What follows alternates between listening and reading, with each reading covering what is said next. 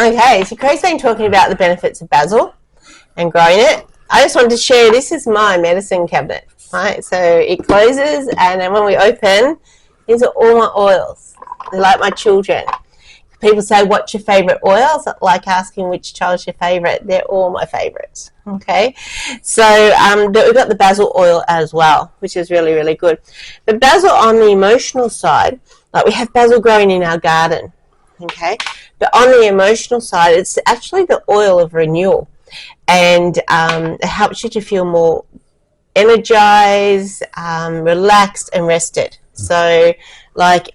I can remember when I've had sleepless nights, you put a couple of drops of basil on either side of my pillow, sleep like a log. Yeah, it does feel very rested, but I use it in the opposite way in the morning. Like this morning, you know, I start early with the children, and I use basil to wake up my brain. So, but it's a really, really good one when our adrenal glands, they can sometimes feel exhausted, and then we start to feel fatigued, and we have loss of energy, and we can become overwhelmed. And people don't understand why we do, but the smell of basil helps us to relax our mind, hence why Craig got really good sleep. But it also supports, it also supports those people under a lot of mental stress. Okay, so it helps with relaxation. It helps our body to go back into its natural rhythm of rest and sleep and activity. So to do everything that we want to do. So the volatile oils in this. I mean, if you don't rub that oil, and crush up the leaf, you're not going to get the true smell. It's lovely to smell the leaves, but to get the actual volatile oils, you do need to crush up the leaves. Yeah, so there's a couple ways. Like people say, oh, how do you use it? Well, I can put a couple drops, because basil doesn't grow all year around. I love it when it's here, and I'll come and pick it. Let's go for the leaf first. I'll come and pick the basil. What I'll do sometimes is dry it and make it into like a basil tea. That's another one that's really, really good. So it is good for digestion as well, and it does assist with inflammation. Okay, so I do love, but I personally use it, and I have all my children's lives as a study blend. So when I need to concentrate, when I need to do a project, I'll put lemon, basil and rosemary in together, 2 drops each in diffuser, and you can concentrate, focus and get through any accounting stuff or anything that you don't want to do. Including writing books. So, but I also love to come and pick some basil and put it with the tomatoes as well. Make a basil tomato with some balsamic vinegar. I'm going to talk about that shortly. Oh, sorry. I've jumped the gun there, sorry. And some of the cheese, the mozzarella cheese to go with it. Again, I've taken his thunder, so I better get back on my stuff. So, back to the oil, just forget I said that. So you could put a couple drops in your diffuser. Now, sometimes basil can be in the oil. Now, I'm just going to stress here a little bit. If you're going to use any essential oils, I use the brand doTERRA. That's just the brand because I know they've been tested, and I know pharmaceutical grade, that's what it is. Yeah, you can't go to $2 shop and buy basil, all right? But the old saying used to be oils ain't oil, so, and that's very true. As soon as you put a price on something, to make it go further, they dilute it down and they just use the cheap crap. Yeah. And this stuff is pharmaceutical grade, and that's important, that, because it's come from highly nutritionally dense basil plants, and they source it from all over the world where it grows the very best. So when they test it and make sure that, when you use it, you're going to get a consistent, potency of volatile oils in that product. So, it is important, but again, you don't necessarily need the oils. You can grow the plants, but they've got to be nutrient dense. If you do have the oil, please check directions on there, because some will say 100% pure, but I'm not even going to go into that way, because Craig will no doubt talk about pure and what people can say on bottlings. But if it says do not take internally, it's not, okay? But for this one, it says for flavouring use, okay? You can add 1 drop in food or liquid. So I know it's safe. And it's potent. Yeah, and you only need 1 drop, seriously.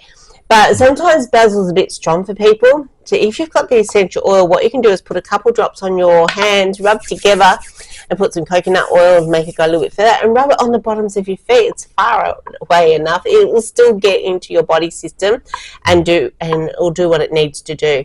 So that's the benefits of it. But it's a beautiful, powerful little oil. Put it on your, like in your diffuser, cup it in your hand and smell, and wake up and get your jobs done. I rub it into my hands and my fingers.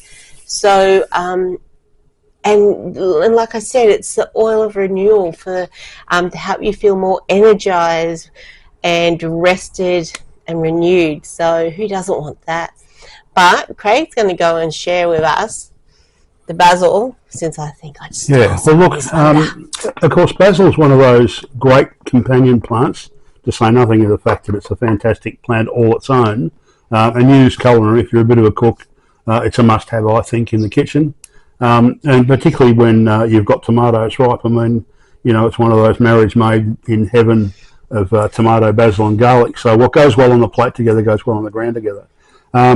Again, it is an annual, so you're going to need to grow it like an annual, and start it when the overnight low temperatures start to sort of get above 10 degrees, because it doesn't like temperatures below that. So unless you've got a cold frame, a greenhouse or a glass house, then probably you want to make sure that you don't start it until somewhere around about that time of year where it's those overnight low temperatures are above 10. Kerry did a great job this year as the apprentice, growing all the seeds, and look, I grew heaps of basil. That was gold, yeah, and it's and quite a few varieties. I mean, that's the other thing. Don't get stuck in just the old sweet basil, which is what this is, and it smells great. But I love the sweet basil, but as I learned from the apprentice side, there was a Thai basil. Yeah, there's the red basil. The red basil. There's Greek basil, which is a really small plant, and I'll show you that shortly. The Greek basil is beautiful as well. Yep. There's a holy basil. There's also a perennial basil. Be warned.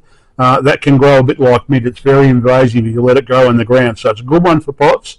And I don't mind growing some of this in pots too, because bear in mind, when it starts to flower, it does attract some wonderful beneficial insects. And it might be a pollinator that you need, or it might be a predator. So they love ladybirds, love them. So if you've got aphids somewhere and you've got a pot of basil, take the pot of basil to sit underneath that plant that has the aphids, and the ladybirds will come, and I can assure you, you won't have the aphid problem for long. So you can also put a pot of basil near the front door or back door to keep the flies and stuff away. Yeah. Again, those highly aromatic plants. Yeah, you're right. Yeah. One of the things that I do when I plant basil is and it's generally around a tomato. I don't plant the same variety of basil. I try and put 2 or 3 types. That helps mix up, the microbes that are in the soil. And that's the most important part. You really want to make sure that you are looking after soil that you grow your plants in. It's really about minimum till or not turning soil over much more than a small bird or animal might. Make sure it's always covered with a small layer of mulch, about 20 mil is tops. And no fertiliser. Do not use fertiliser on any of your plants, because what happens is that it disconnects the communication between the plant and the microbes, and it's the soil's role in the microbes to solubilise the minerals that are available in soil, and there's nothing deficient in soil, and the basil plant will communicate with the particular microbes that it needs, those particular nutrients and minerals for, and in doing so, they go away and they solubilise those minerals and ferry them back to the plant. The plant knows what it needs, you don't. And most of us that go and apply fertilisers, and I certainly am guilty of this, I've never ever done a soil test to work out whether what I'm applying the soil is short of. And that's where we've gone wrong. And the minute you start and use fertilisers, because you disconnect the plant's microbiome from the soil microbiome, what happens is that you increase the pest and disease pressure. And all of a sudden the nutrient density in these plants drops, and in come the insects. And you start to get chew marks and holes, and then it's game over pretty well. And then the next thing we're doing is we're out there with insecticides and fungicides to solve the problem we created in the first place. So to build your nutrient density, it's really important that You don't plant them all together. That's another thing, because you attract in pest and disease. You're not using fertilisers. When you plant the plant in the ground, make sure you use a biostimulant of some sort. So worm tea is fantastic, 10 to 1. There are plenty of them on the market and we use a couple here. We use Go-Go Juice and Populate. We use Vasilis Eco Butch and Liquid Gold. That's also very good. And biostimulants are all about stimulating microbes. And that's what you want. You want the microbes to populate around the root zone of that plant, and they basically feed the plant, and the plant feeds them in return, and you will build great nutrient density in those plants. All you really need to do once a month with all of your plants, and you'll hear me say this, I'm going to sound like a broken record after a while, sorry, but it's important you know this, because if nothing changes unless we know we need to change. So make the very best compost that you can possibly make. If you're going to use manures, we've got chooks, so we use chook manure. It goes in the compost before it goes on the garden. Nothing goes on our garden unless it's gone through the compost first. Unless it's a biostimulant that's watered in at plant stage or seed, everything else goes through the compost. So just remember that. Sift the compost. It's not about making big heaps of compost. It's just small amounts, broadcast about once a month. We only make probably 1.5 buckets or so for the whole garden. So it's not, as I say, it's not about making a great heap. You're only feeding microscopic, life forms after all. And you simply don't do a big area, only a couple of square metres. Take the hose or the watering can with you. The minute you broadcast it between the plants, not round the plants, you're feeding the soil, remember, not the plants.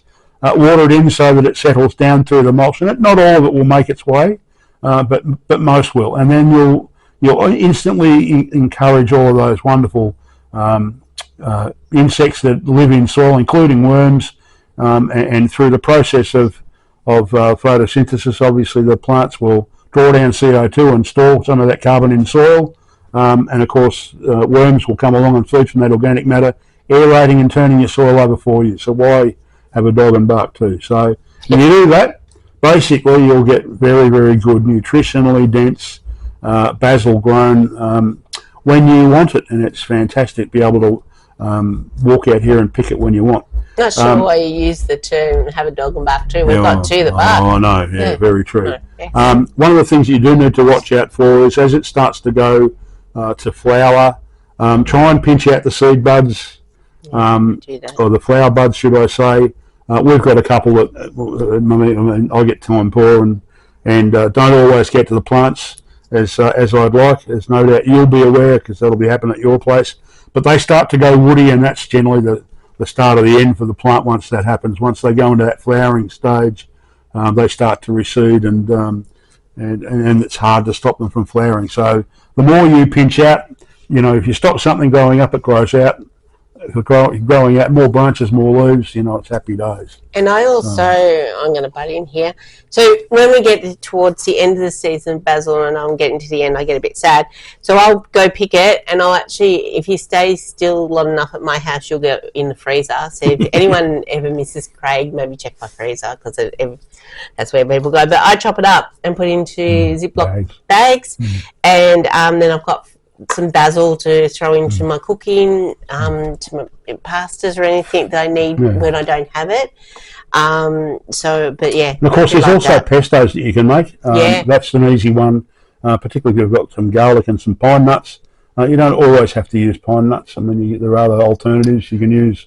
So pesto's another great way of being able to do it. And if you've got a dehydrator, you can also dehydrate this herb quite easily. Pick the leaves off the stems, make sure they don't touch one another, and you're going to have some wonderfully aromatic, fresh, dried basil to use when you want it in your pantry, and you then know what's been on it, how it's been fed, what it's been sprayed with, etc., etc. So really important. Just to hand it up to dry. Oh, you can do that too, but look, the dehydrator does a great job in it, and it does it in half the time, and you don't get all the dust and so forth on the plant. So, but certainly, you can hang it up in a bag, tie the bag with it hanging upside down. Make sure you label it so don't forget what it is, because dried leaves look like dried leaves, and it's not until you break up the dried leaves do you know what it might be. The apprentice is still learning that. So labelling's a very important thing, let me tell you. But anyway, so well, I hope that that's helped you. I'll go and show you what some of these plants look like and the formation of which I've got them in my garden, and hopefully that'll help you along the way with your journey in growing basil. And we hope you enjoyed our little session. Okay. Can you see this? So as you can see, these are the flower stems I was talking about before. So they're going into that flowering phase. So, and ordinarily I would have a pair of secateurs, so don't pinch them out like I'm doing, because you ultimately crush the cambium layer, so you're better off to cut them off. But for the sake of the demonstration, pinching these out will help the plant kick on a little bit more. It might put on a little bit more growth. The problem is that once, as I say, it starts to go into its flowering phase, they start to go woody. But you can still use this. Don't throw these away. You can strip all of that flower buds and so forth. And bear in mind, to attract in pollinating insects, quite often what happens is that the plant sends all its great volatile oils to the flower to attract the beneficial insects. So a bit like oregano, basil's no different, and it does exactly the same thing. So you get much more potency out of the flower buds than you do the leaves. By the way, this is Greek basil. This is a red basil. Do you remember the name of that one particularly, Kerry? Ruby red. Ruby red basil, and that's fantastic. And like The apprentice. yes, well done. Well, you should know what you grew. So at the end of the day, that's so this has been fantastic, and they're quite different tastes and flavours. So don't think that they're all the same. They're not one-dimensional. They have varying flavours. So, and I plucked these. Looks fantastic in the salad. And the other one over here is the sweet basil. There's a couple of them, but you'll notice what they're surrounded by. There's a tomato on the way out. It's sort of toward the end of its season. But as you can see, I've had a trio of basil planted around the tomato, and then of course we've grown other things. We've harvested the garlic that was around here. So tomatoes, basil and garlic was a great marriage made in heaven. And then we circled it with some of the other plants that go well on that plate. So anyway, bye for now. Hope you enjoyed today's video.